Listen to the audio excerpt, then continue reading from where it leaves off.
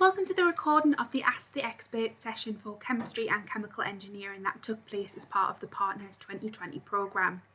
This session was hosted by careers consultant Helen Atkinson, and she was joined by guests Mike Battrum, principal engineer, Graham Hankinson, management consultant, and Hannah Gorman, graduate trainee. Each guest will be providing a short presentation to tell you a little bit more about themselves, their companies and their careers to date, before Helen leads them in a Q&A with questions submitted by you, the partner students. Without any further ado, we're going to hand over to Graham, who's going to kick us off with his presentation. I joined the uni to do a bachelor's in chemistry in 2009. I was born in Ashton, but I'm from Battrum sort of area. So I joined via the partner scheme in 2009. Not that it was that I was worried about not hitting the grades and things like that. It was more just, I think, a bit of insurance, because I knew I wanted to study at Newcastle. I just wanted that little extra kind of reassurance that I could, nothing would happen. I think when you're at when you're at high school, I think you worry so much about, if I miss one grade by 1%, then I won't get what I wanted and things like that. But having the partner scheme there was a nice touch. I think the 2 weeks summer school I went on if nothing else, got me out of thinking about things from a school perspective and into kind of how you try at university, where you're a little bit older, you're a bit more on an even keel with kind of your lecturers and things like that, to be able to ask questions and behave a bit more maturely, and got to kind of see a bit more than the city than I'd ever done as a kid, really. So when I joined the course, 3-year course for me, I think sort of doing chemistry was something I always loved at school. But I think from my perspective, I think about maybe end of my second year, I started to kind of realize that I didn't think that going into a lab-based role was right for me. Just on a personal level, I know I've got friends who absolutely love it and still do it now into their 30s. So, it was just purely for me. And then kind of we'll start to look at, well, what else can I do with this? I didn't want to feel like I'd wasted 3 years doing a subject that I would never use in the future. So I was like, well, there's got to be something adjacent to chemistry that incorporates it, but isn't, sat in a lab the whole time. So I ended up joining a chemical firm on the Team Valley called Pale & Test. Basically, they manufacture spectrophotometers for the water industry, wastewater, pool, anything to do with kind of water testing, Legionnaire stuff that they manufacture and sell globally out of Gateshead. And the technology to do with kind of chlorinating pools was actually developed in Newcastle by a guy called Tom Palin, which the company's named after. So, there's little bits of kind of knowledge and history around sort of Newcastle and the Northeast that you get when you're working in this industry. And then I did that for a year because I was only on a maternity cover contract, but it gave me a kind of year working as a business developer for a chemical firm to kind of see that sort of sales side of things was where I wanted to be. When I left that role, I joined CY Partners, which is a local independent scientific recruitment consultancy. So basically we work on behalf of companies across the pharmaceutical sector, the chemical sector, biotech, med devices, everything that could be classed as science. We work with those companies to find talent for them, and that's from mainly university graduate level candidates way up to senior management level roles. We've worked on some roles internationally as well. We work with some of the biggest pharma companies like GSK in the UK. And I've been doing that for nearly 7 years now, which is scary to say out loud. But I couldn't think of a job that's any more rewarding for me. I'm not just, you kind of get that buzz from a sales perspective of placing somebody in a job, but then you are, making the sale, making the kind of, that happen. But you also get to kind of tell someone, oh yeah, you've got the job. Which is, their kind of enthusiasm and excitement, the shine's never worn off that, in terms of, feeling like you're genuinely helping someone to progress their career and get something that they want. And, when that's someone's first job out of uni, or, on the flip side, if someone's been made redundant and you get to tell them, oh no, you've got the job now, it's a really good thing. And I couldn't imagine myself doing anything else. But yeah, that's kind of, I guess, in short, my story so far. And yeah, I think I've I've probably been back to the university more than anyone else I know to try and help out with these events, to try and tell people how, you know, this is a good thing to do, you know, what to do while you're at uni. Don't just waste your time drinking. You know, like some do, you know, there's a lot kind of, there's a lot to get involved in and do, and it can be tricky and it can be very, you know, difficult to navigate those 3 or 4 years or more. But, you know, at the end of the day, if you do things right, you'll come out of it with something that you really look back on and say, yeah, I'm glad I did that. Fantastic. Thank you so much, Graham. For now, if we move on to yourself, Mike, if you're happy to give us an introduction of your career history and I suppose any advice that you would give to students that are on this Partners programme.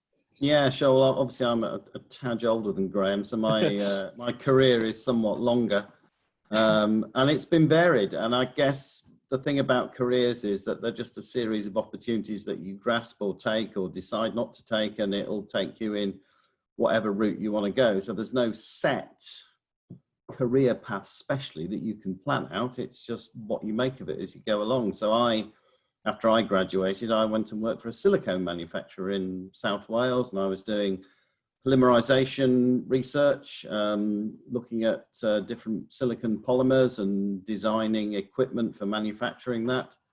And I worked there for about 5 years. And then I moved to work for Boots Pharmaceuticals in Nottingham. And that was designing new pharmaceutical processes, working very closely with chemists who were developing the processes. For those of you who don't know, a pharmaceutical is essentially a complex organic molecule, and to get there you have to carry out complex organic reactions to get there, and you can't do that in the open air. So engineers like me come along and design reactors and pumps and heat exchangers and pipes and all sorts of control mechanisms to make sure that you can make those products and you can make those products safely.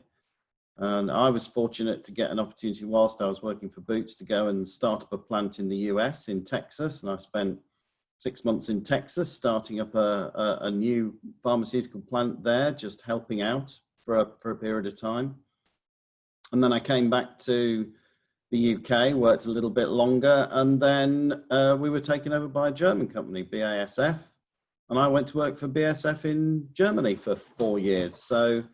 And that was completely different because that was all about solids processing and looking at how you filter, make, mill, transfer solids around the place in a research environment.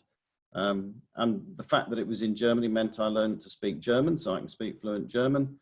And it was great fun. I mean, Germany has a fantastic engineering system out there, and it was great to see it and to work in it.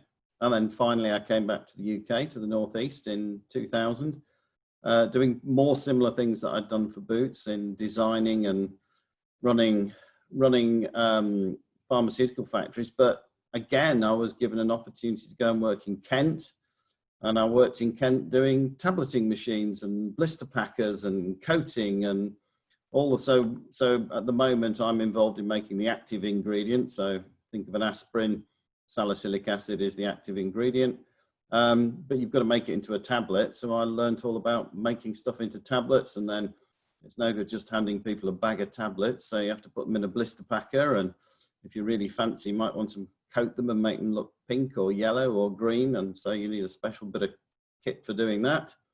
And then you obviously it eventually goes out the door and people sell it. And I guess what I'm saying is, when you look overall, that's my career, and that's useful because that's a long career that I've had so far, is it's had so many different elements. It's had research, it's had manufacturing, it's had design, it's had control. These are all things you can do as an engineer. So it's almost semi-unlimited. I mean, I have lots of friends who decided to go into the finance area because they were very numerate. To be an engineer, you need a vast amount of mathematical knowledge. So that ability to crunch numbers is useful in a number of industries. So you're not always just limited. It's most engineers have an astonishing array of things that they can do once they graduate. That there is almost no limit. Fantastic. Thanks, Mike, for that introduction. So we've had Graham, who's chemistry background, Mike, engineering background, and now we're going over to Hannah. So back to chemistry. These slides have mainly got photos on because I just thought a photo can sometimes speak 1,000 words. So this is just a bit about me. So I had fun digging through lots of photos and finding me at primary school age, and just kind of explaining, how I got to where I am. So obviously there's me in primary school and secondary school, and then it was kind of in secondary school that I started to think, I quite like chemistry. I've always been quite intrigued, when you look on the back of like a shampoo bottle or that kind of thing, kind of going, oh, there's loads of ingredients in that. What is doing the thing that's cleaning my hair? What's making my hair feel soft when I condition it, and all that sort of thing. So that's kind of where the spark for finding out what things were made of came from. And then obviously chemistry can have quite a lot to do with that. And so that photo in the top right corner is me in my chemistry class at school, and I had a really good chemistry teacher, so that's kind of also where the love of chemistry came from. And then the one at the bottom is then me graduating, so deciding to go and do chemistry and enjoying it and getting my degree, and getting to that graduation day was a real achievement. And then that one next to it is then me in the lab at work now, so a nice little selfie there for you. But I've obviously kind of gone down a lab-based route to begin with, but I'll explain a bit more about where things have come from in a second. So a bit about my time at Newcastle. So these are just some more photos. So I was a student ambassador and a peer mentor when I was at uni. So really take opportunities like that because it can really help build your CV. And being a student ambassador meant that you helped on the open days and you met future people that are interested in going to Newcastle. And then peer mentor. So in the first year of uni, you get given a peer mentor and they can help support you and just answer questions, and you have like a peer mentor group, so it can help you make friends and stuff as well on your course. So when you have opportunities like that, I'd really recommend taking them because they can really, really help when you're looking for jobs or first jobs in particular. So and then obviously you make some amazing friends with that when you're at uni, and you gain friends for life. So really, you get so much out of going to uni that I would recommend it to anyone. Obviously it's difficult at times, it's not easy. You're doing chemistry and chemical engineering are both really hard degrees, but looking back, I wouldn't change it for the world. So and then just a little bit about Croda. So I now work for a company called Croda, which a lot of people have never heard of, but they are Croda are responsible for a hell of a lot of things that everyone uses every day. So we're kind of a specialty chemical company. So we quite often make the actives that make things do something. So those conditioners that are making your hair soft, the thing that make your hair soft is quite often an ingredient from Croda. So Croda is kind of split into three sections. It has like three pillars to the business. So there's personal care, life sciences, and performance technologies. And Croda have a very kind of big on the sustainability aspect as well. So Croda tend to hire chemists and chemical engineers because they obviously need the support to make the products from the chemical engineers, and they need the chemists to help come up with the ideas and develop and all that sort of thing. So for both of those sorts of degrees, they're a really good employer. The thing that first attracted me to Croda was definitely the personal care side. So I kind of always knew that I really wanted to learn more about beauty and cosmetics and all that sort of thing. I've always loved them. And so working for a company like Croda where personal care is one of their main businesses, that was really, really appealing at the beginning.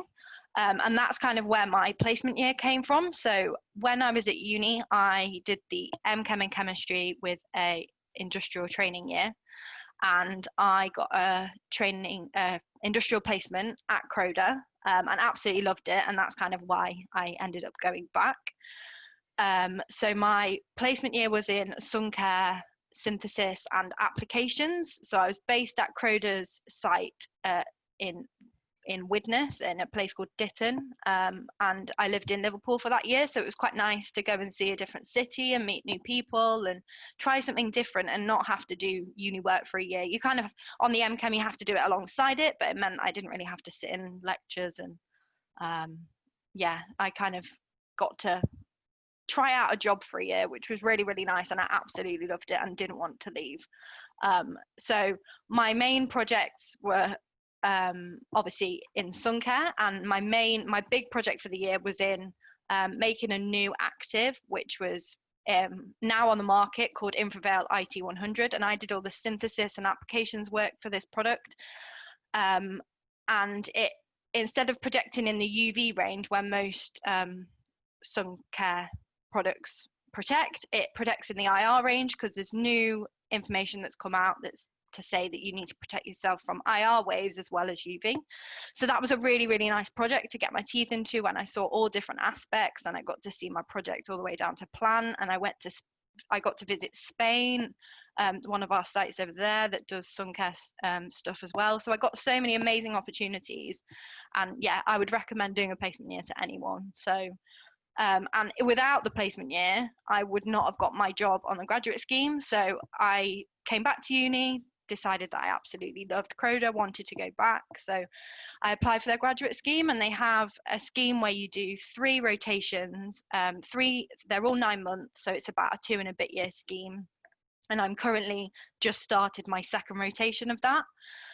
So my first rotation, I was in the performance technologies application side. So I was doing more about kind of lubricants for industrial applications and cars and wind turbines and all that sort of thing. And then my other side of that job was also that falls in performance technologies is home care. So making things to go into laundry detergents and kind of testing them, and using washing machines and tumble dryers at work, which is not how I imagined my lab life would be. But no, it was really, really, really great. I was working at Croda's head office, which is a really nice site to work at in Yorkshire.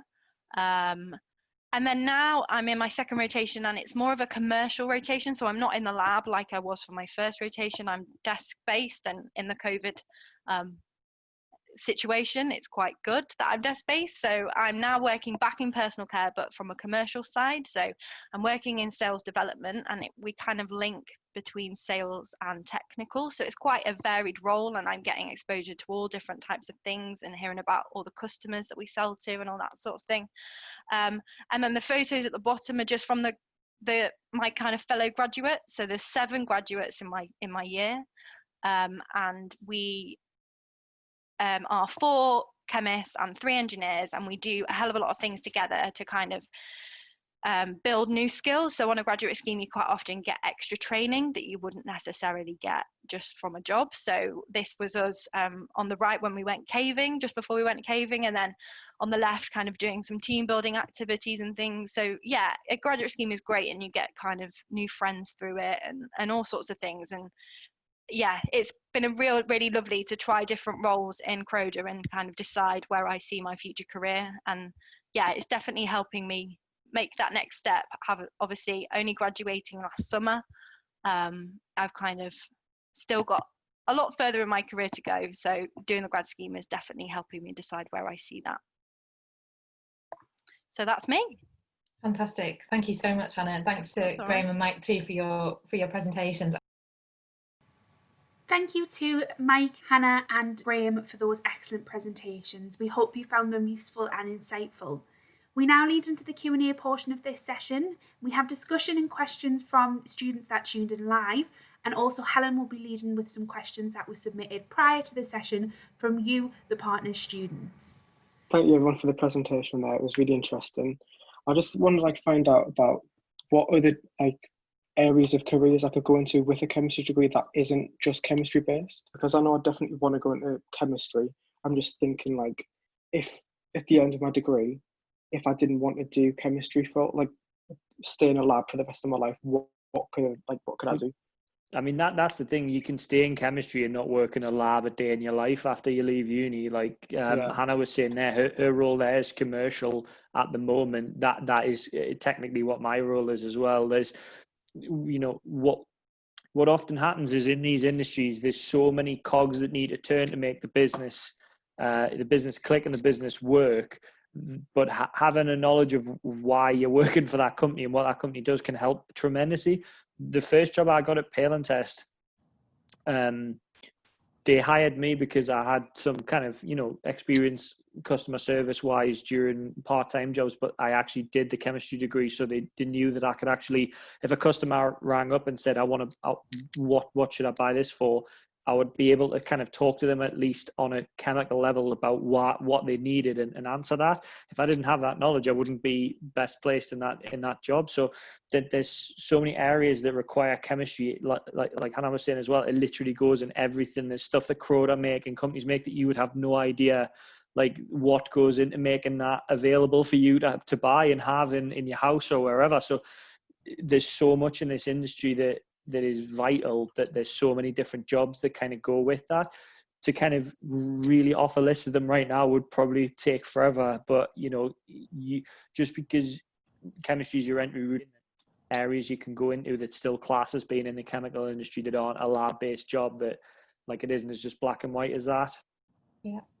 Absolutely. And I think maybe just to add to that, Nathan, at Newcastle, we collect data. So there are sort of surveys that go out to students after they've graduated that asks them what they're doing. So what roles are they doing? What companies are they working for? So for instance, with chemistry students, we've got a really good idea of the range of different roles that chemistry students are actually going into after they finish. And, there are some that obviously pursue the more perhaps traditional lab-based roles, perhaps in research and development in pharmaceutical companies, for instance. There are others perhaps a little bit more like Graham, who perhaps stayed within science, albeit not in a lab-based role. And there are lots and lots of sort of science-based roles that happen outside the lab that, as Graham says, need science minds and people who've got knowledge of the industry. But equally, there are also lots of chemists who and chemical engineering students as well, who go into something completely different. So one thing that's actually quite good about the job market in the UK for graduates is that a lot of big employers who have perhaps sort of formal, what we call graduate schemes or graduate training programs, so usually sort of 2 to 3 year programs designed specifically for graduates, for the vast majority of them, unless they're kind of very, very technical, perhaps engineering, computing related roles, a lot of business roles are open to students from any degree discipline. So what that means is if ultimately you decide that chemistry isn't something that you want to pursue as a career, you've got the opportunity to leave chemistry and to do something completely different. And there will be lots of opportunities that will be advertised that are open to students from any degree discipline. Right, thank you very much. I've got a number of different questions now from students who weren't able to attend the live session. So firstly, Mike, we had a question for you that was about, what are the differences between a BEng and an MEng? And, perhaps from a recruiter or an employer's perspective, do you prefer one over the other? It's a good question. My daughter's boyfriend did a BEng in mechanical engineering and has voluntarily gone on to do an MEng in mechanical engineering.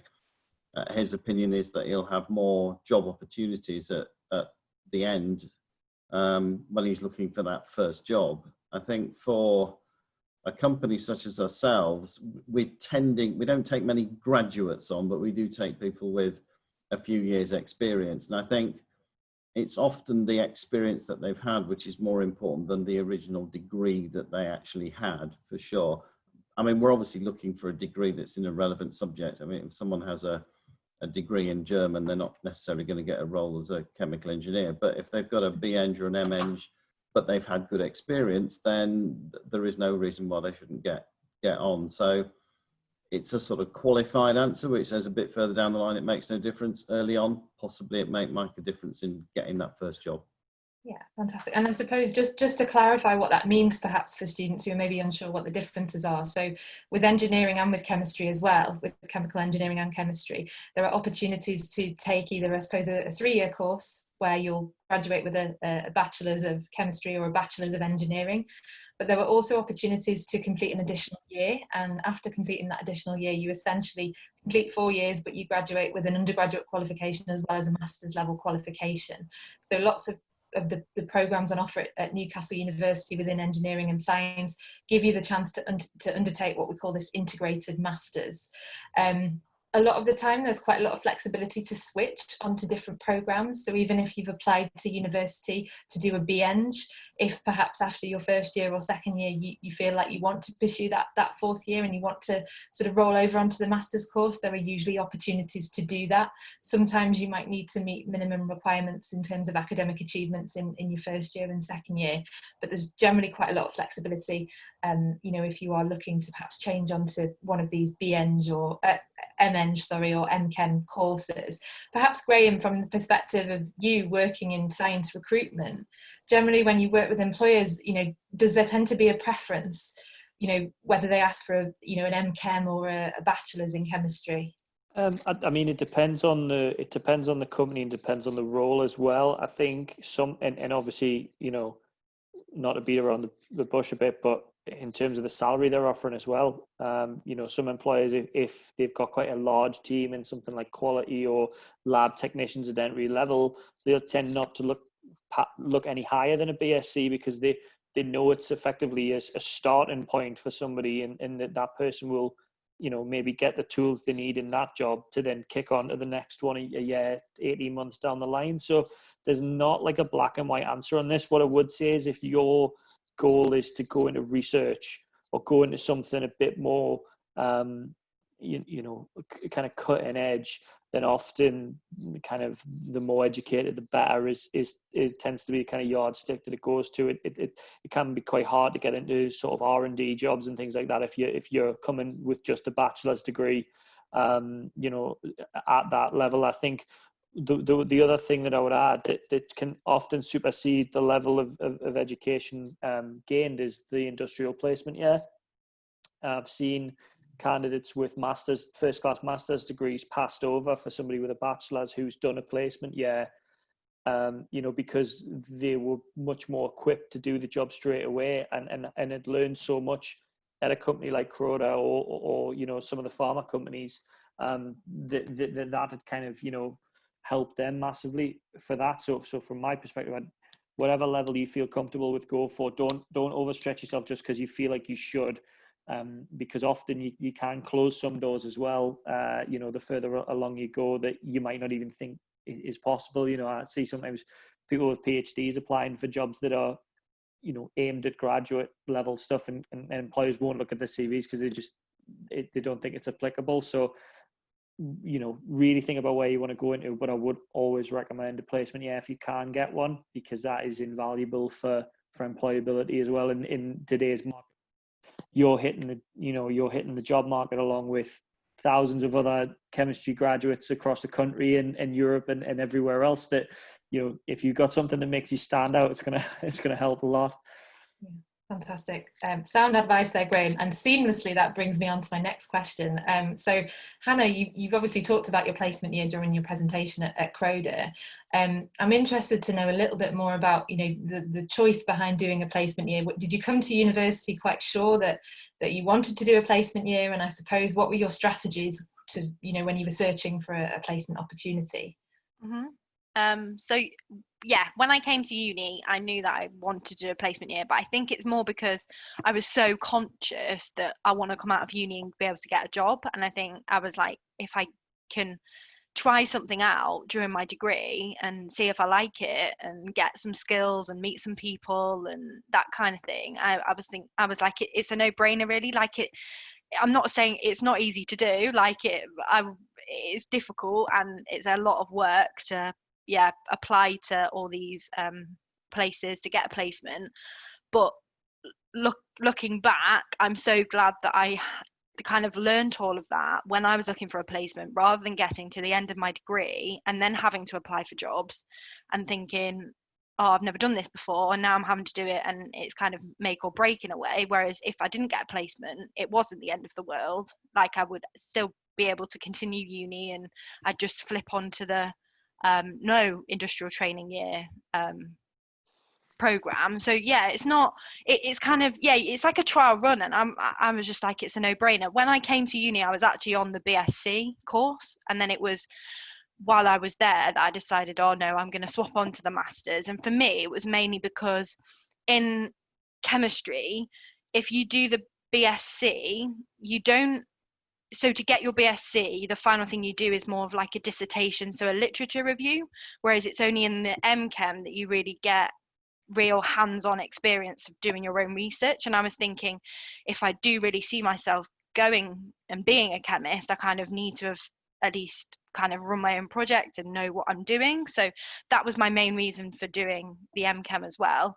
But if you're looking for a placement year, Helen will love me for saying this, but the careers service are there, so use them, because they really want to help you and are there to read your CV and help you like do interview prep and stuff. They're obviously not going to do it for you, and you really need to be proactive and look for them and all that sort of thing, but they're really there to support you, and you need to kind of use it while it's there. And yeah, I absolutely loved my placement year, and it was probably the best thing I've ever done, so I would recommend it to anyone. And yeah, if anyone wants to reach out to me and ask about more about placement year, that's absolutely fine as well. So just really think about placement year, because I recommend it enough. Fantastic, thanks Hannah. I promise I didn't tell Hannah to say that about the career service, but it's so very true. We're here to support students. Sometimes when you're applying for things like placements and internships, this might be the first time that you've ever had to do something like a job interview, let alone a job interview that you might have to do virtually over a Zoom call. So to help you prepare for that, there's loads and loads of support on offer.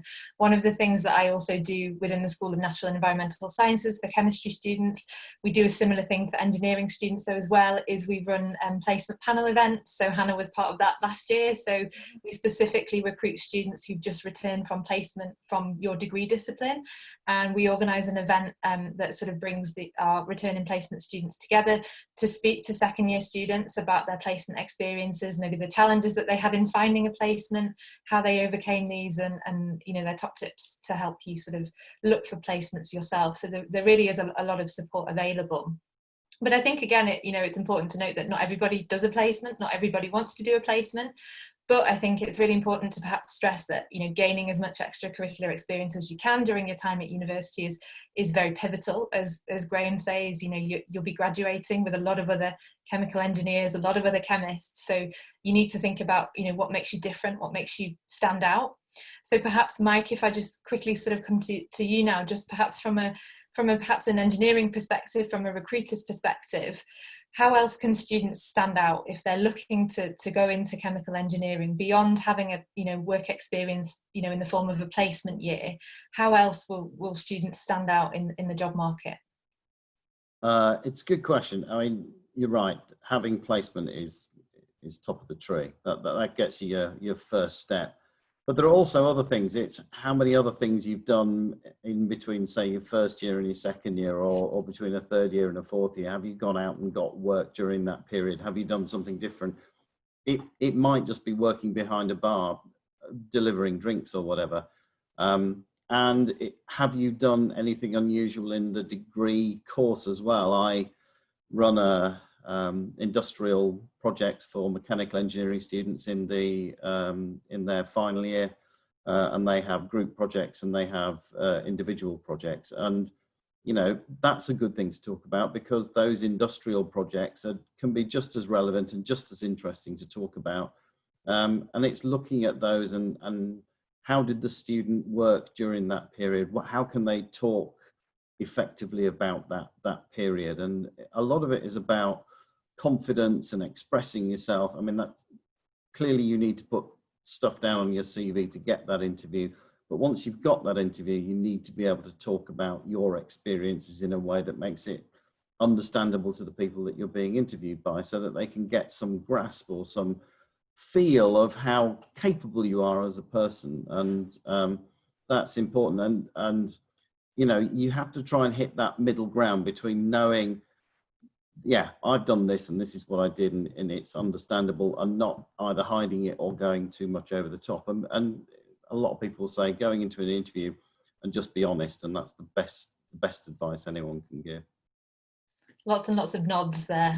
Yeah, I'd back that up massively on your CV as well. I think Mike's right. I think the thing that we always say is all the CV is kind of, you know, it's the key that unlocks the door to the interview, and then it's on you from there on in. But there are things you can do. Overselling yourself on your CV. Whenever I do mock interviews with students, the first thing I'll do is look to see when they've said, oh, they're experts at, and then 15 different lab techniques, and that they've just copied down from a textbook, and I'll pick the most obscure one and say, well, okay, can you tell me about this, and watch them squirm. So, you know, there's that's in a mock setting, like you say, where it doesn't really matter, but it's about kind of awareness of how you're perceived.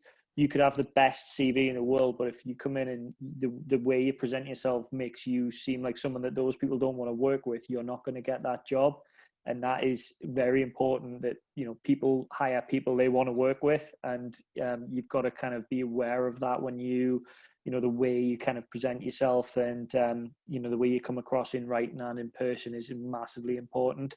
You know, it's a hard thing to say as well. If you are somebody who's maybe a little more introverted, or, you know, struggles with confidence, you know, you can have people like me saying, oh, we'll just be more confident, and it's not as simple as that. You know, you have to really, it's something you have to work on. And I think, you know, getting a job at a bar where it's a bit busy, and it's, you know, it puts you into situations you maybe not used to being in, and seeing how you react to those. Like, there's so many things you can do in that 3 years that prepare you for what comes. If you don't do anything but study for 3 years and keep yourself to yourself, when you're in a workplace environment, it's gonna hit you very hard. You know, if you've never had any kind of life experience. So that will be my advice: is just do as much as you can, and then, you know, the confidence and the you know, your sense of self will grow with that as well. Yeah, absolutely. And I think I always recommend to students, it's almost like stepping stones. So, you know, don't put everything off until your final year. Yeah. I think about that first year, and think about, yes, you don't need to have a massive internship, you know, up your belt, but, you know, you need to think about, what can I do this year to develop skills that is, you know, going to give me really valuable stuff to add to my CV that may help me get a placement, which may help me secure a graduate job. So I think about it just step by step, and just be realistic with your own time as well, particularly with, you know, science and engineering subjects. You're generally in university, you've got, you know, quite a full-on schedule compared to perhaps students studying arts and humanities subjects. So be realistic with your own time, but at the same time, you know, try and get organized, and try and think about, you know, what are a couple of things that you could perhaps do beyond your course to really help you gain experience, whether that be in, you know, a number of areas at the moment, if you're not 100% sure where you want your degree to take you. What are the things, just to follow up on that as well, that I would recommend doing from as early as you can, is find out a little bit more about the companies that you could potentially be employed by. The amount of times I've come to, you know, final year grad fairs, and this isn't a slight on you guys in the careers team, and spoke to someone and said, you know, you're at Newcastle Uni, what companies locally do you know in an area that's absolutely, you know, rammed with pharma and chemical manufacturers? And I just get a blank stare, and somebody might say Procter & Gamble or GSK, and that's it. And there's hundreds of firms between Alnwick and Middlesbrough that would employ those people that they're not aware exist. So spending some time to actually find out who these companies are, where they are, what they do. You know, you won't get caught cold at the end if someone says, oh, well, you've not done what we would want, or, you know, you've done something a bit too niche for us for this. You're not going to get caught cold if you start to develop a sort of, you know, an idea of what employers are out there and what they look for and what they do. You know, they'll always send representatives to networking events at the uni or at other places. So, you know, you can go and ask them directly, what do I need to do to work for you guys? And I'm sure they'll oblige and let you know. So that would be a recommendation for me, is learn a bit more about the companies that you could potentially be working for in the future, so, you know, you can prepare for that as time goes on. Yeah, fantastic. And I suppose, Mike, you know, would you echo that? You know, if you think about, sometimes students can struggle to find opportunities, especially, you know, working with, you know, smaller organisations. But as Graham says, there are, you know, a wealth of organisations based in the Northeast, you know, working within the chemical industry. And what advice would you give to students to help them start, you know, figuring all of this out and start doing this research? I know what you mean, and Graham's right that there are just so many smaller companies spread around the Northeast. I mean, I buy a lot of equipment and buy a lot of stuff And the vast majority are from smaller companies based around the Northeast, doing small jobs in areas very niche, very good, excellent people. And maybe they've focused and specialized in one area, and they're doing that for any number of companies in the Northeast, and finding out of them can be quite tricky. There is an organization called NEPIC, which is a Northeast Process Industry Cluster. That's a very good place to start with. Their websites have got loads of information about local teams and local companies that are working there. And I would strongly recommend going to their website to see what they've got. And there's a collective knowledge around the place. And sometimes, you know, we've had people that have just not fitted right, and they've said, no, this is not quite for me.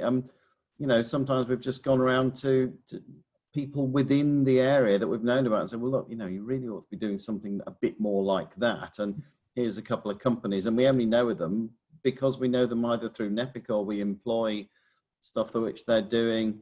But it's a massive place, the Northeast, and there is so many things going on, from Middlesbrough up to Alnwick, and you could almost find a niche in the Northeast. And I should probably add that NEPIC and, you know, local science parks, etc., we signpost to all of these on the Career Service website. So when you get to Newcastle, if ever you'd want to know more about that, you know, come and speak to us at the Career Service, and we can point you in the right direction to help you, you know, kickstart that research. Perhaps now, penultimate question that I just wanted to ask Graham. So obviously, Graham, you've been a partner student yourself. You're from the Northeast.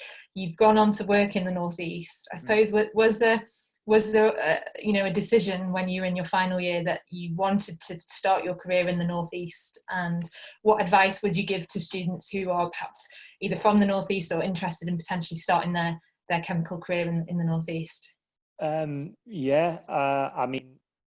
I think coming to the Northeast is, you know, like we've said, there's so much going on here that, you know, it's a perfect location for people to start off in this sector, because, like you say, you scratch the surface and you realize how vibrant and how much is going on, you know, in this area. And the university is so well placed to kind of give you that start. I mean, especially with the Helix and a science park opening right next door effectively, and the kind of that incubation for small companies as well, and leading from there. There's just so much opportunity you could get involved in, that grows from there. I think, you know, there's some areas in the UK as well where, you know, it's hard to find one or two companies that would be suitable to employing when we've got over 100 here. You know, the fact of the matter is, even if I'd wanted to move away after uni, which I didn't, because, you know, I'm local, sort of born and bred, you know, it was right there. The companies were right there. It took me, I think, you know, I'm not trying to brag here because it's different for everybody, but I think I got the interview appealing test about 10 days after my graduation, when I started looking for work, and that was the first interview I had, and I got the job straight away, and it kind of snowballed from there. So on that side, I've not been someone who struggled to kind of find a job straight away. But I think that also speaks to the strength of the industry, that it only took me that long before somebody was kind of in touch and wanted to kind of meet me and employ me from there. So, you know, the thing with these companies as well is they can't hang around. If there's local talent available, they need to snap them up and, you know, give them that opportunity, or otherwise somebody else will. So there's plenty of, you know, there's plenty to kind of get involved with from there. Yeah. Yeah, fantastic. Thanks, Graham. So we're nearly out of time. So just before we finish, I just wanted to ask each of you just one very, very quick question. So I suppose, thinking about, you know, your time at university and your own career to date so far, what is the one piece of advice that you would like to share with students that have that are participating in the Partners Summer School this year? If perhaps we go to you, Hannah, first. Mine is probably say yes to everything. So kind of take every opportunity that you get, because you never know what you're going to learn from it, and it will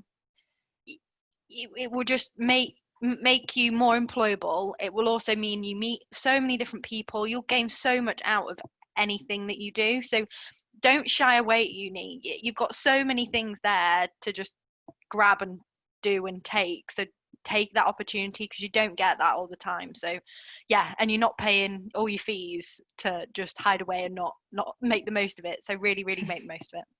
Fantastic, thanks Hannah. Mike, what's your top piece of advice? Oh gosh, do well at maths. If you want to be an engineer, just grind away at the maths, because there's twice as much maths as anything else. But Hannah's also right. I mean, it's a fantastic time to be at university. I mean, I had a fabulous time when I was at university, even though that was in dim and distant past when dinosaurs roamed the earth. But and we just had a great time. And the key thing, like you say, was do a lot of different things.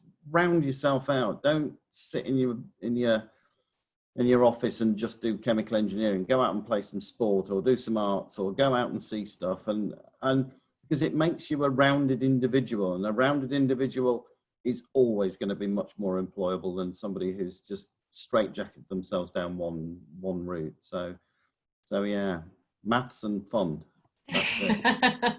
Fantastic, thank you. Graham, have you got anything to add? I think my advice from what I've seen is, don't panic if you're not the best in the class by a mile. Not everyone that does chemistry is a genius.